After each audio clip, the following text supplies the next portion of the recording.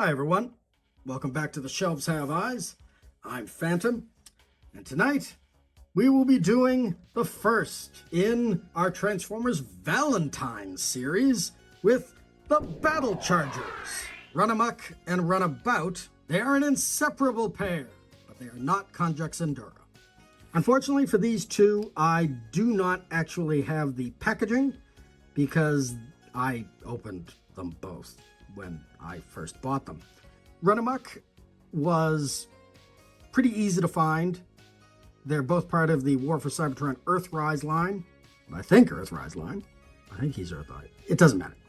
In any case, Runamuck was easy to find, and Runabout was difficult to find because Runabout was part of a Target exclusive series, and he saw very limited physical stock in stores, but he was also available on Hasbro Pulse for a little while, or whatever Pulse was before, and was also available through some online retailers and obviously Target.com.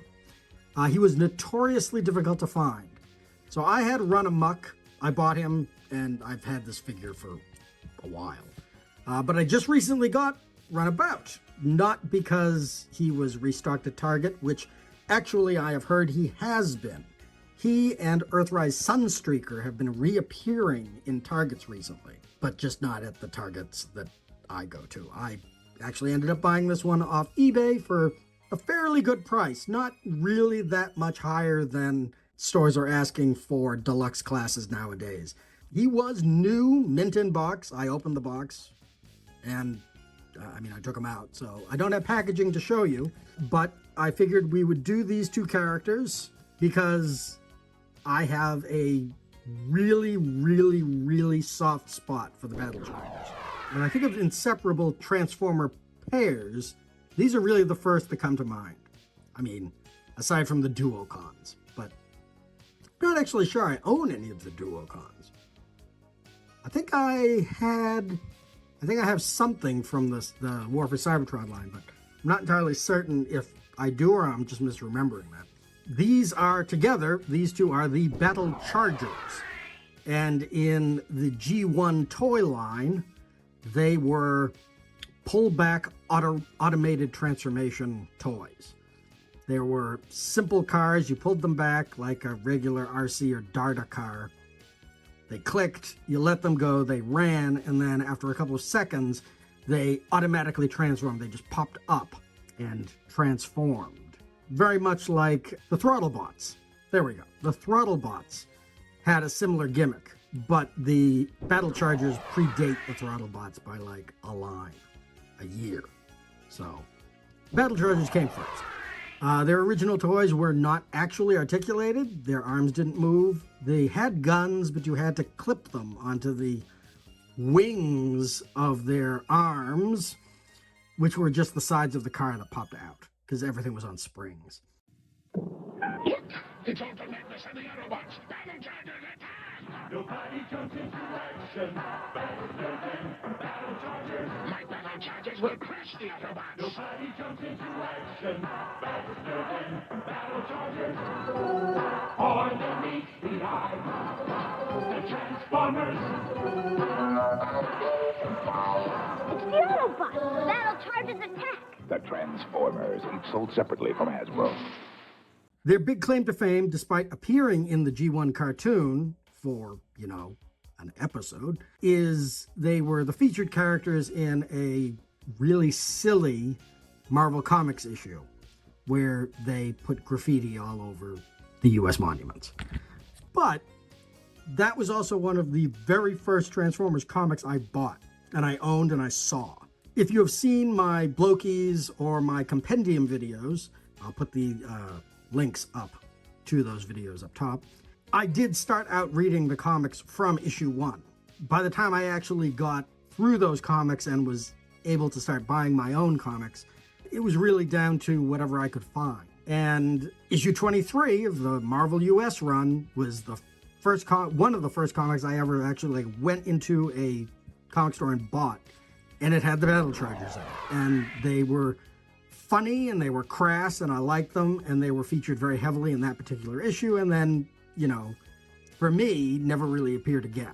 But they were memorable, so I have a soft spot for the Battlechargers. These are the exact same mold. The retooling is not really that extensive. It amounts to mildly different head. And by mildly, I mean it's really just the crown on the top of Runabout's head is slightly different. He's got these jagged side headpieces where Runamuck just has these kind of curved convex pieces. And Runabout also has a chin. Just a tiny little chin there that Runamuck is missing. Aside from that, they are entirely pretty much the exact same mold. The details on the hoods of their cars is slightly different, but that's so small as to almost be insignificant. These are fairly standard War for Cybertron figures, just like Trailbreaker before it, them. They have a pretty standard range of motion. I'm just going to take this gun out. Pretty standard range of motion. Their shoulders go up, but not through a joint there, just they're on a regular hinge. They have a elbow joint, which is a standard joint, and they have a swing. They do have swivel in their hips. They can go all the way. They can do a split. They can move from side to side. Their knee joints are kind of strange because of the way in which they transform. As you can see here, it's really just a clip.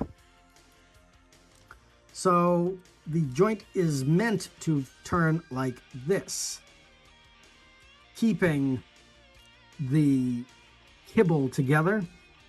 But in practical application, the pin just comes out and he bends his knee like that.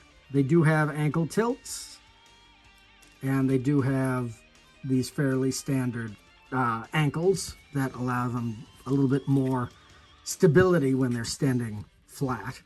Battlechargers backpacks, which are really just their vehicle modes folded up, are clasped together here with these two little hinges that go into the pylons above their shoulders. It's not a very good hinge. They don't really clip, they just kind of sit together. So anything really that knocks this is going to cause this to go flying. I believe in some shots of them for either packaging or for solicitation of their toys, their backpacks are mistransformed. And I think they may actually be mistransformed when you take them out of the box. The packaging, rather. But this is how they are supposed to be in mimicry of their original G1 toy. I will say that, for the most part, I actually really like this figure. Despite the weirdness of the legs, it is a pretty posable figure. There's a lot you can do with it, and the ankle tilts definitely help. The arms, despite all of this empty space where the fist folds in, do seem and look and feel pretty solid. I like them a lot. I think that they have a really nice range of motion. Their posability is great. My understanding is that this is not his friction gun. It's just a normal blaster, and that one of these two blasters that came with Runabout is the friction gun, but I'm not sure which one that is. You can also, in difference to the G1 toy, they do have 5mm posts here on their shoulders where you can mount their guns just like their guns were mounted on their shoulders to hold them in the G1 toy. Looking at the face is very nice. It does have a tendency to pop up because there really isn't anything holding. There's no tab holding this down. When you start pressing this together, it has a tendency to pop the head up a little bit. And in normal posing, that will happen as well. But for the most part, I'm really happy with them. I think Runamuck looks really nice. It's a really nice, oh, this is dirty. I'm gonna have to clean this. I don't even know what that is. Anyway, he's a really nice white.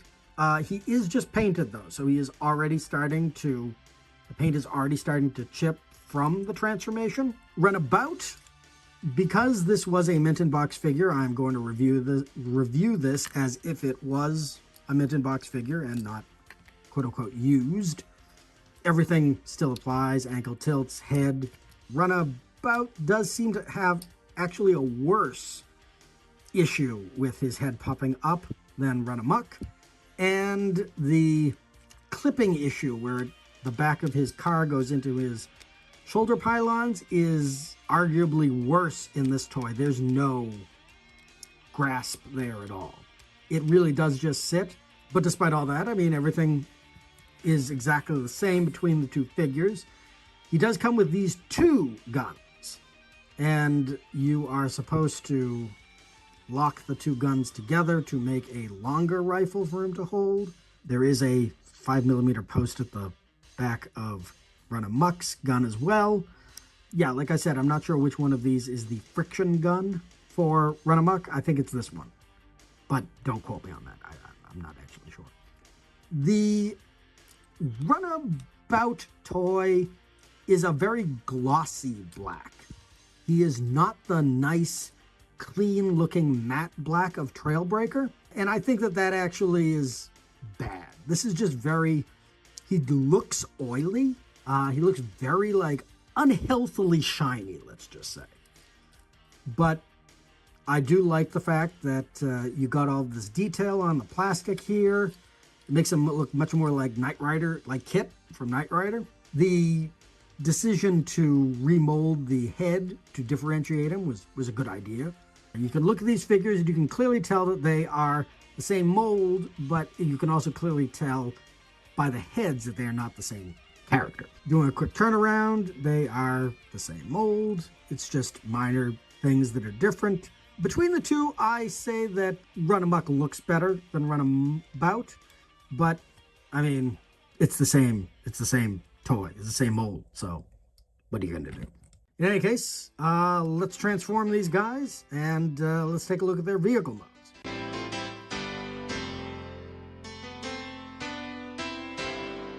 Oh, he's missing his wheel? Oh, when did that happen? He's missing his wheel? Well, crap. I'll have to take a look and see if I can. All right, I'm going to have to go in and see if I can find this wheel that popped off. I didn't even notice that it was gone. I apologize. He definitely was complete when I put him into storage, but I'm not really quite sure why that has occurred. But I will definitely look into that, and hopefully I will find it, because he definitely had it.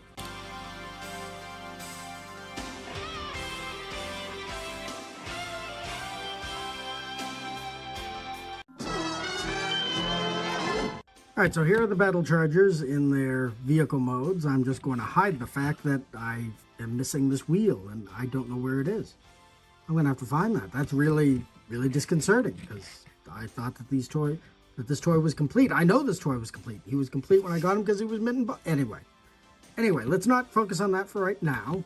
Runabout rolls really well. I'd assume that Runamuck would roll equally well. They do have a false hood as their chest plate, because their actual hood is broken down into their backpack. You can see very clearly that they are the exact same mold. It's really just colorations and this paint applique of this line and this gold trim here that are different. They're very nice. The original versions of the G1 toys were very distinctly different cars. This is the exact same model car, just painted differently with different paint applications. So that's kind of disappointing. Also, the transformation is a little bit finicky, trying to get everything to seat correctly and then having the hood of the car come down into pins. There are pins underneath that the hood is supposed to clip into in his legs, but I found that very difficult to actually get in. But I mean, they are complete. I would say that they're very nice. Everything fits together very flush. So I do appreciate that. Yeah, I mean, I think that these toys are actually pretty decent. I mean, the intricacy of the transformation and the way they transform is kind of interesting for an Earthrise mold. They don't feel as light as, let's say, Earthrise Prowl, who was used to make Studio Series 86 Prowl in the Assault on the Autobot Shuttle line. It's important to note that this particular mold was reused to make the, I think it's Target exclusive, Gamer Edition Transformers Devastation Decepticon drone, which is a car. They just changed, I think, a little bit of the front, and they gave him a new head, and he doesn't have gun, he has a sword. I'm not actually even sure if that package is available anymore, but I never picked it up.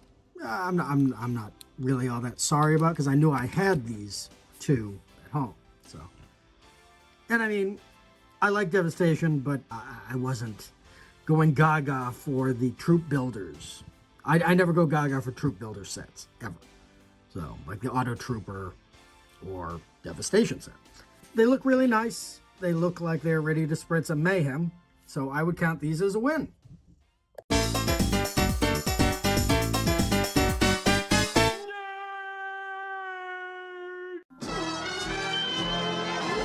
Runamuck and his partner Runabout are the Battlechargers, a Decepticon subgroup that only includes themselves, mainly due to how annoying the pair are to everyone that isn't themselves.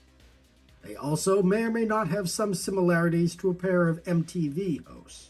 Runamuck is the white car and has a completely destructive personality and inability to moderate his behavior. He's loud, has a vocal tick of continuously starting or ending statements with a heh chuckle, and only wants to destroy everything and everyone around him. He is armed with what his tech specs call a friction rifle that causes a 5-minute field to envelop a foe that drastically increases the amount of heat generated by friction. If the foe is able to remain completely still, the field will dissipate in the elapsed time frame. If they move even an inch, the heat will build up and turn them into melted slag.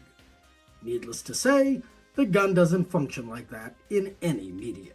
Runabout is the black car, and, while his urges to destroy are very similar to his partner, attempts to affect an intelligent and genteel manner about himself. He is needlessly verbose and extremely susceptible to boredom, the latter of which he relies on to justify his own destructive rampages. The Battlechargers first appeared in a UK comic strip, aggravating Prowl with their reckless destructive driving, whose canonicity is, well, non-existent due to frequent continuity issues throughout the strips that directly contradict various events in the main comic. In Marvel US Comic issue number 23, Decepticon Graffiti, dated December 1986 but on sale September 16, 1986, the Battlechargers are given their only spotlight as they latch onto human graffiti as a means of aggression and proceed to deface many US monuments on a coast-to-coast joyride of mayhem. Unfortunately, this gets the attention of RAT, the Rapid Anti-Robot Assault Team, and their leader, Circuit Breaker, confronts the pair after they spray paint the Statue of Liberty. Circuit Breaker cobbles together the bodies of her captured Autobot prisoners into a proto-gestalt, and she fries the Battlechargers. In the intervening issues, Runamuck makes some non-canonical appearances, most notably in Club Decepticon, but for the purposes of continuity, Runamuck and Runabout reappear under Shockwave's command when the monocular Cybertronian wished to take out his competition for Decepticon leadership and ordered a surprise attack on Scorponok. Needless to say, that attack failed, and the Battlechargers were taken offline again. They next appeared when Primus summoned all Transformers back to Cybertron to defend against the approach of Unicron. The pair were there when Primus spoke through the body of Emret Zarin and took part in the defense of Cybertron. Runamuck was seemingly destroyed in the ensuing battle against the Chaos Bringer, but Runabout survived. However, Runamuck appeared completely fine in the Generation 2 series as a member of the Decepticon group that first ran afoul of the Cybertronian Empire, where he was summarily destroyed again.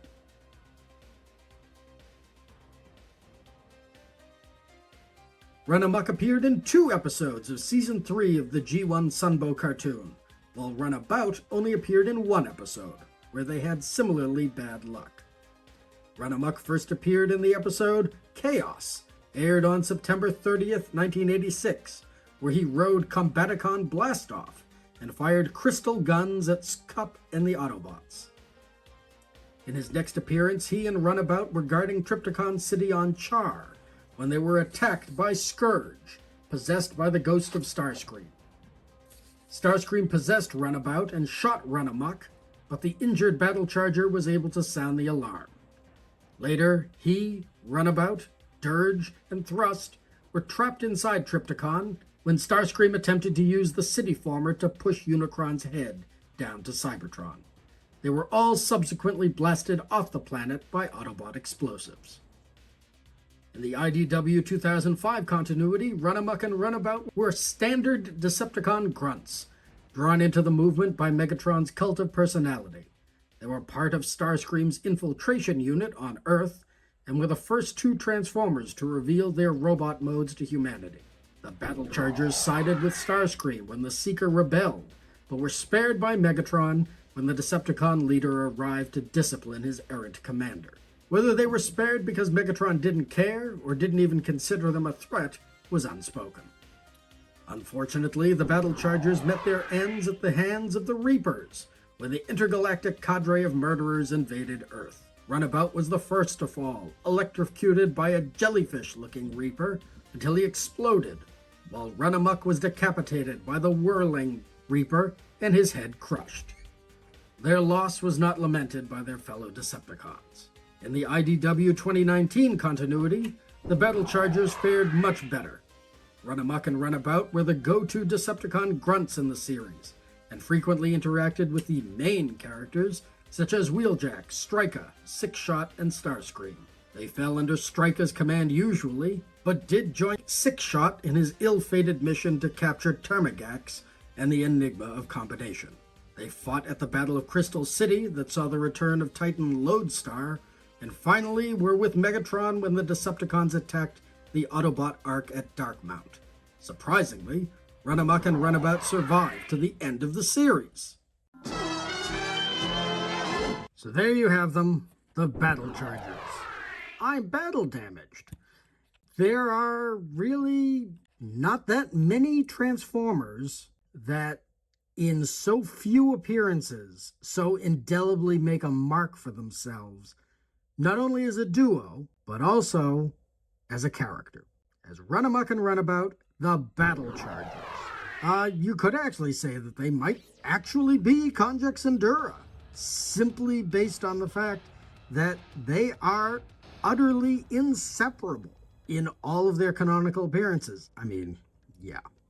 Runamuck did appear in one episode of the cartoon without Runabout, but let's be honest, that barely counts. Thank you very much for joining me for this oddly themed Valentine's Day episode of The Shelves Have Eyes. Let's just say that this might not be the last time you see these two characters. Shall we? Thank you very much for joining me here tonight on The Shelves Have Eyes. I've got a whole host of Transformers to go through, doing reviews for you guys. You let me know what your favorite Transformer is. My favorite Transformer is probably Wheeljack. I've got more Wheeljack toys than I know what to do with. Always was my favorite character. What is your favorite character that you, or maybe even a character that you like beyond all reason for no reason? I mean, the Transformers fandom is kind of typified by that fan that is obsessive about, you know, the background character that only appears in like maybe the background of one episode of G1 or in one Marvel comic, but had a toy that you had and you loved. So you let me know in the comments. If you enjoyed this content and you would like to see more of it, it would be helpful if you like this video and subscribe to the channel so you'll know when the next video drops. What do you think of the Battlechargers? Are they made for each other? Are they Conjux and Dura? You let me know what you think. For The Shelves Have Eyes, I've been Phantom. Have a good night, y'all.